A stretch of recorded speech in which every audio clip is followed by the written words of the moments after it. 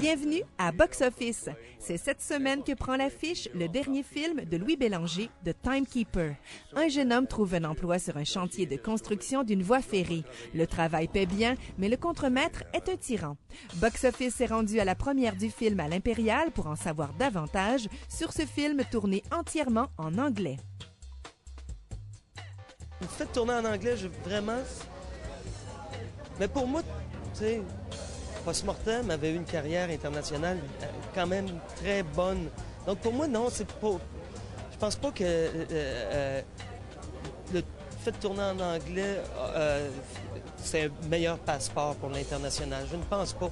Parce que le cinéma québécois est quand même prisé pour sa particularité. Un, le sens des dialogues. Les dialogues de Trevor, c'est magnifique. Je vais perdre ça si je fais ça en français. Deux, les territoires du Nord-Ouest, c'était le Far West, ça n'a rien à voir avec nos chantiers de construction, la baie James et tout ça. Donc, c'était... Puis pour moi, ça change pas.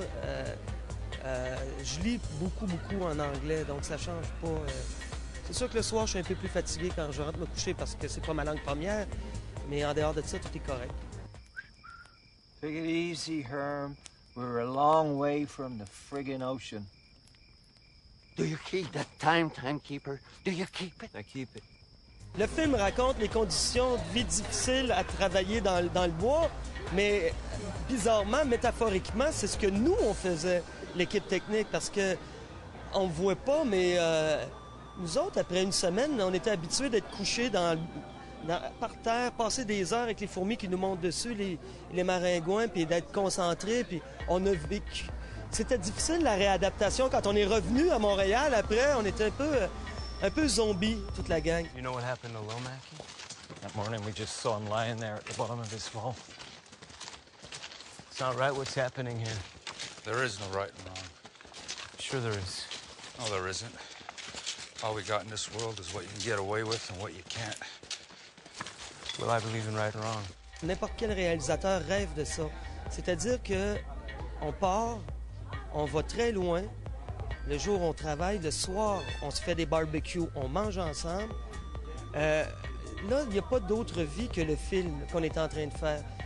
Habituellement, on tourne à Montréal. Le soir, le monde rentre à la maison. Il écoute la télévision, il écoute les nouvelles, tout ça.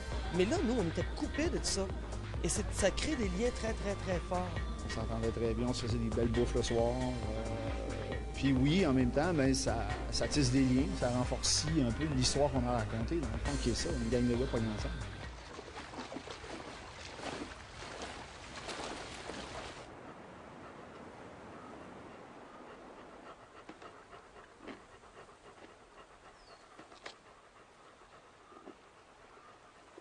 Nous, pour raconter l'histoire, pour nous inspirer, c'est sûr que ça aide énormément. Parce que le décor, ben, c'est du vrai décor. Puis la nature, comme on l'a dit tantôt, c'est de la vraie sauvagerie. On se sent vraiment dans un milieu sauvage. Mais ça complique au niveau du tournage. T'as pas toujours... des fois, bon, il faut faire un bout de chemin le matin. Donc, il faut se lever plus tôt pour aller rejoindre les locations. Ben, quand tu veux faire un dolly, des fois, ben, le terrain, ça demande peut-être... Et bon, manque d'argent, manque de temps fait que ben des fois, il faut tourner les coins ronds un peu plus vite que si on était, bon, ailleurs, dans des endroits où le plancher est plus droit. Mais ceci dit, je pense que juste la beauté du paysage mérite, en vaut la chandelle.